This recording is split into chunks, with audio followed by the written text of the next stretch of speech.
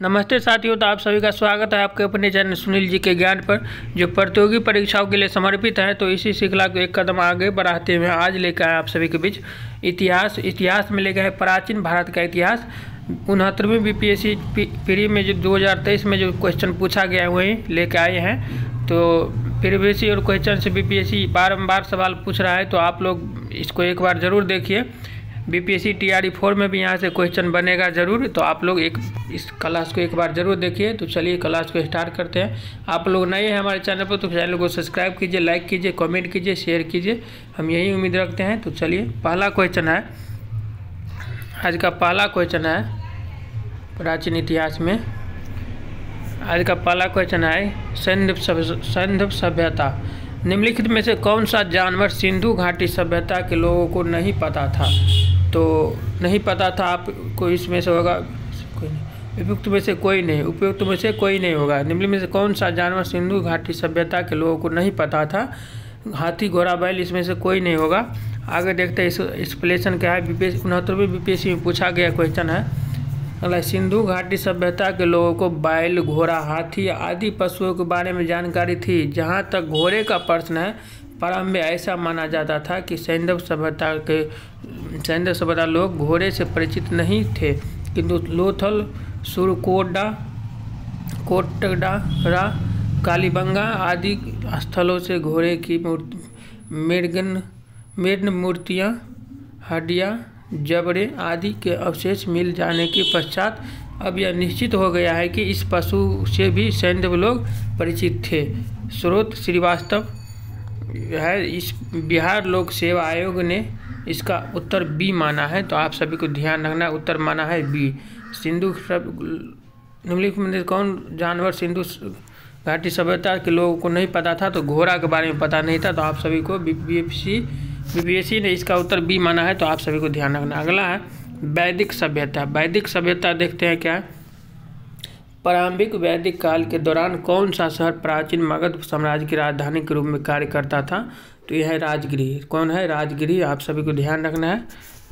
और देखते हैं इसका एक्सप्लेनेशन क्या है। प्रारंभिक वैदिक काल के दौरान राजगिरी गिरिराज शहर प्राचीन मगध साम्राज्य की राजधानी के रूप में कार्य करता था। मगध साम्राज्य में आधुनिक पटना, गया तथा शाहाबाद का कुछ हिस्सा पड़ता था। बिंबिसार 544 ईस्वी पूर्व से 492 ईस्वी पूर्व और अजातशत्रु 492 ईस्वी से 460 ईस्वी पूर्व के समय इसकी राजधानी राजगीर या राजगिरी थी, किंतु उज्जैन 460 ईस्वी से 444 ईस्वी पूर्व में राजगिरी अपनी राजधानी बनाई, तो आप सभी को ध्यान रखना है। अगला है आपका, इसी का एक्सप्लेनेशन आगे भी है।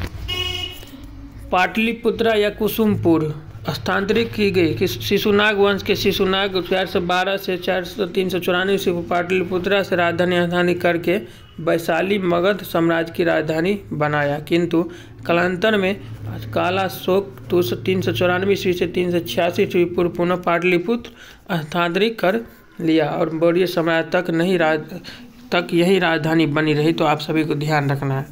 अगला है बौद्ध, जैन, भागवत एवं शैव धर्म। तो देखिए, बौद्धिक पदापानी की पेंटिंग स्थित है, कहाँ स्थित है? तो अजंता में स्थित है। बौद्धिक पदापानी की पेंटिंग कहाँ स्थित है? अजंता में स्थित है, तो आप सभी को ध्यान रखना है। इसका एक्सप्लेनेशन क्या है आगे देखते हैं। अगला, बौद्धिक पदापानी की पेंटिंग अजंता की गुफा में स्थित है। संस्कृत में पदापानी शाब्दिक अर्थ कमल धारण करने वाला होता है। संस्कृत में पदापानी का शाब्दिक अर्थ क्या होता है? कमल धारण करने वाला होता है, आप सभी को ध्यान है। बादामी गुफाएं मंदिर कर्नाटक के उत्तरी भाग में बागलकोट जिले में स्थित है। हिंदू और जैन गुफा मंदिरों के लिए प्रसिद्ध है, तो आप सभी को ध्यान रखना है।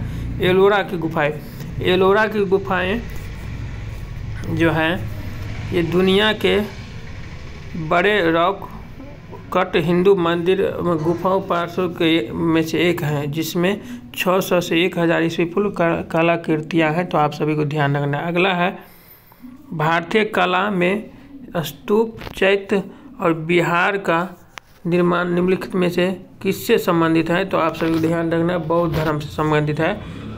बौद्ध धर्म से संबंधित है। अगला है इसका एक्सप्लेनेशन, भारतीय कला में स्तूप, चैत्य और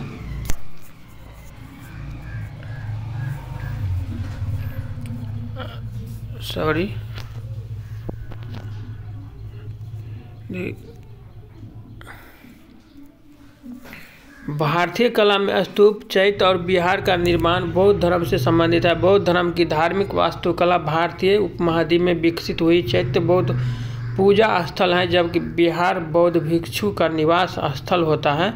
स्तूपों को निर्माण का उद्देश्य बौद्ध धर्म गौतम बुद्ध के पवित्र अवशेषों से पूजा व सुरक्षा थी। तो आप सभी को ध्यान रखना। अगला है, देखते हैं, अगला है 16 महाजनपद। अगला है 16 महाजनपद।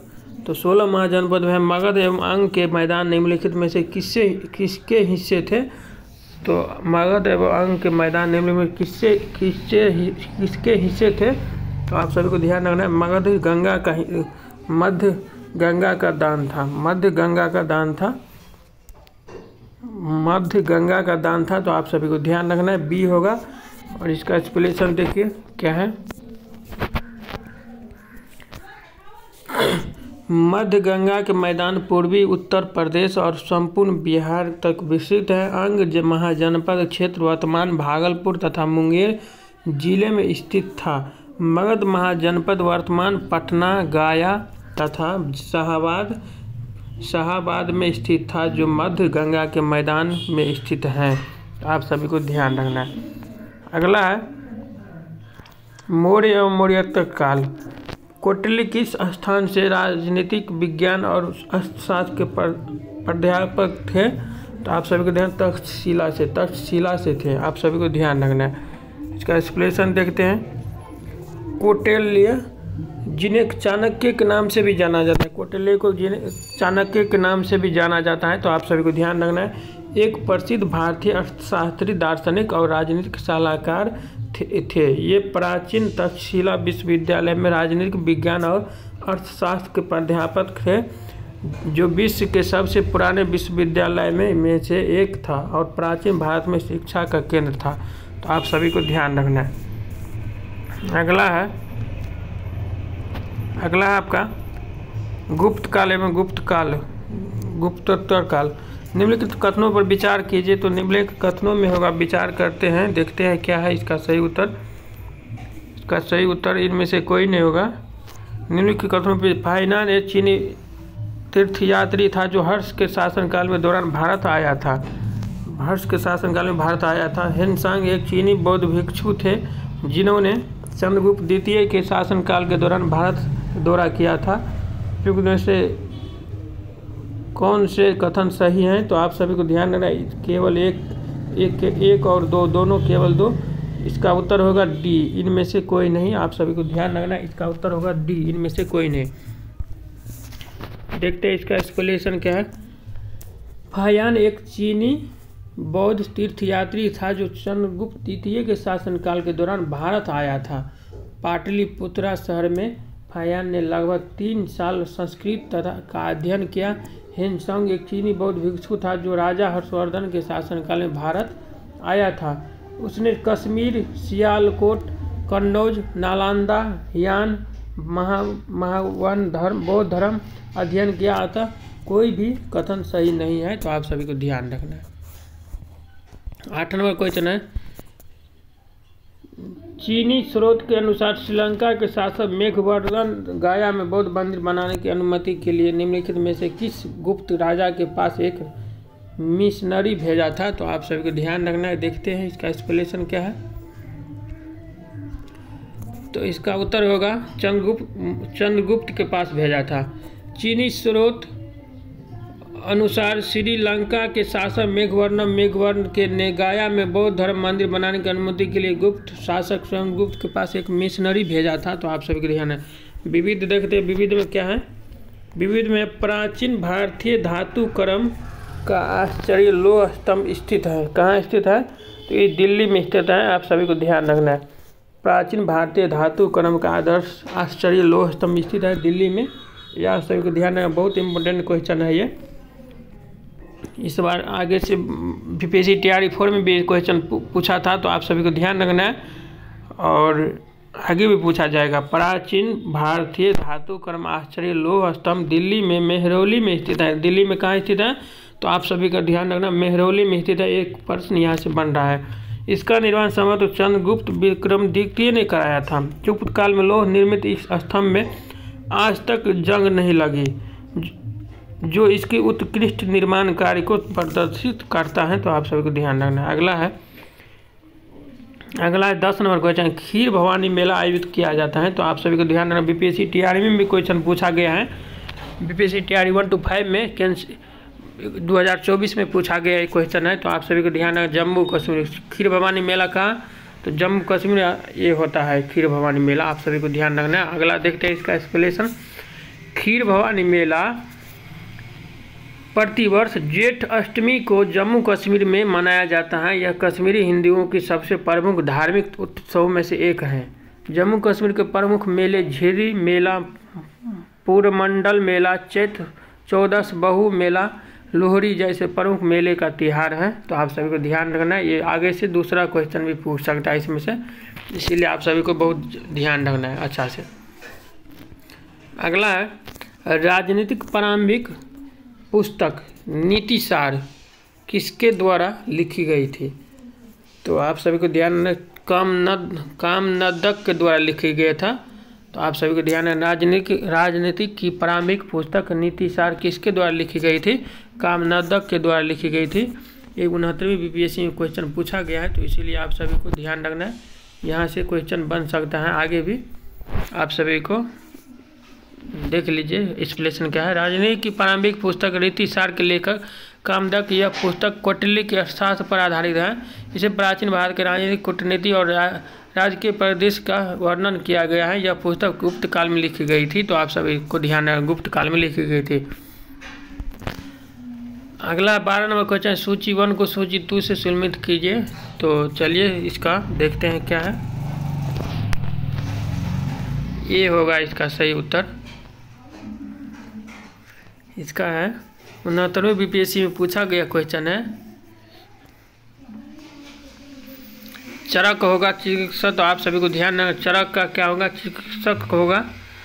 और जो है सो इसको यहाँ पे सुमिलित करते हैं। देखिए चरक लिखा है, चिकित्सक पुस्तक लिखा है चरक,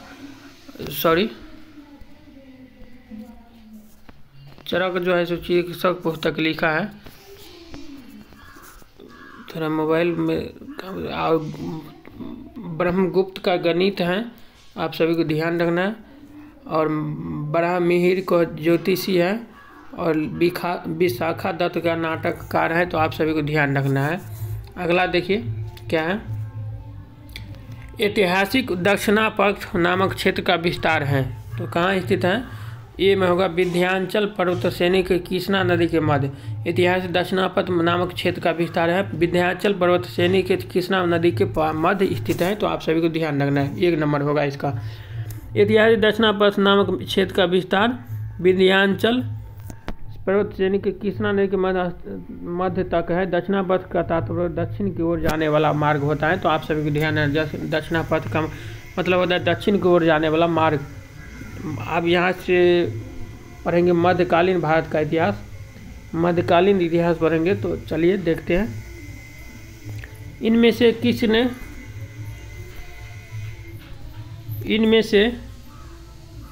किसने भारत में फारसी त्यौहार नवराज की शुरुआत की? तो आप सभी को ध्यान रखना, सी होगा बलबन।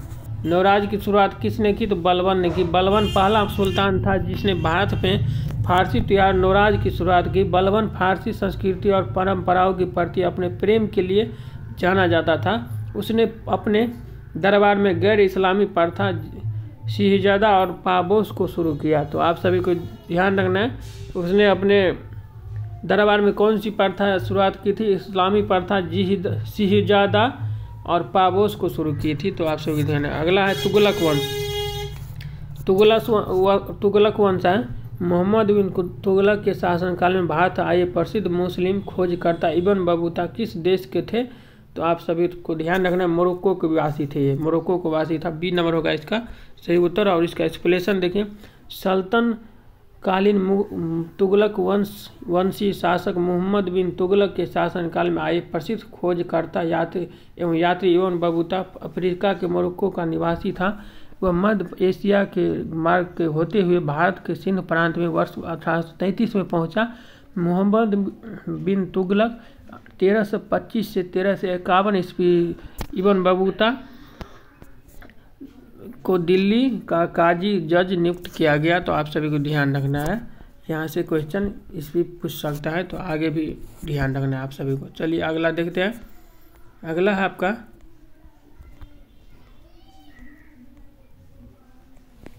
विविध है, सल्तनकाली विविध। मैथिली भाषा का विकास निम्नलिखित में से किसके शासनकाल के दौरान शुरू हुआ? तो मैथिली भाषा का विकास जो है आपको कर्नाट वंश के शासनकाल के दौरान शुरुआत हुई। मैथिली भाषा के विकास निम्नलिखित में किसके शासनकाल के दौरान शुरुआत हुई?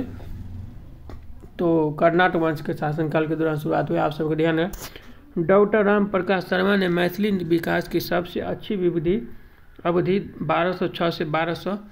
1206 से 1526 ईस्वी बताया। इसी काल में ज्योतिषर और विद्यापति द्वारा मैथिली भाषा में सर्वश्रेष्ठ रचनाएं की गई थी। इस दौरान मिथिला क्षेत्र में कर्नाट वंश या सिमराव वंश 1097 से 1325 का शासन था। तो आप सभी को ध्यान रखना। अगला है 15वीं और 16वीं शताब्दियों के धार्मिक आंदोलन था। 15वीं और 16वीं शताब्दी में धार्मिक आंदोलन तो पढ़ेंगे। तो चलिए, नाथ पंथियों, सिद्धों और योगियों के भक्ति धर्म को किस क्षेत्र के लिए लोकप्रिय बनाया? तो आप सभी को ध्यान रखना है, उत्तर भारत के लिए लोकप्रिय बनाया। आप सभी को ध्यान रखना है। अगला है नाथपंथियों और सिद्धों और योगियों के भक्ति धर्म को उत्तर भारत में लोकप्रिय बनाया। अगला है नाथपंथियों, सिद्ध और योगी दुनिया के त्याग में विश्वास करते थे। उन्हें पारंपरिक धर्म और सामाजिक व्यवस्था के अनुष्ठान और अन्य पहलुओं को आलोचना की। उनके अनुसार निराकार परमात्मा का ध्यान तथा उसके साथ एक हो जाने का एहसास मुक्ति का मार्ग बताया। चलिए अगला देखते हैं।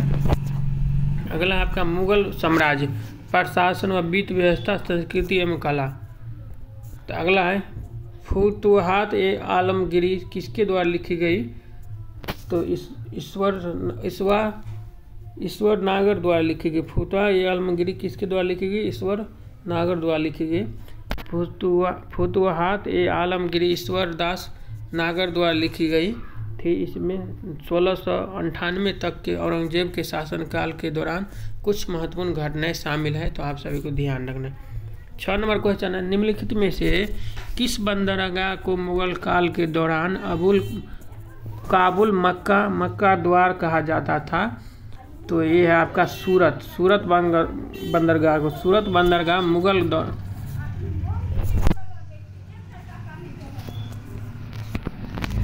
आज का लास्ट क्वेश्चन है ये, सूरत बंदरगाह को मुगल के काल के दौरान बाबुल मक्का का द्वार कहा जाता था, क्योंकि मक्का की तीर्थ यात्रा सूरत से शुरू होती थी।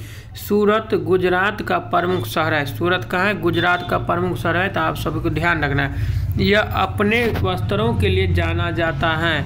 मध्यकाल के दौरान यह एक महत्वपूर्ण बंदरगाह था। इसे पश्चिमी एशिया के प्रवेश द्वार के रूप में भी जाना जाता है। तो आप सभी को ध्यान रखना है। आज का क्लास यहीं पे ख़त्म हुआ, और ऐसे ही क्लास आप सभी को बिचलाते रहेंगे छोटी छोटी। तो आप सभी को कैसे लगता है हमारे क्लास, आप लोग ज़रूर कमेंट में बताइए, और पढ़ते रहिए, खुश रहिए, मस्त रहिए। मिलते हैं नेक्स्ट वीडियो, तब तक के लिए जय हिंद, जय भारत।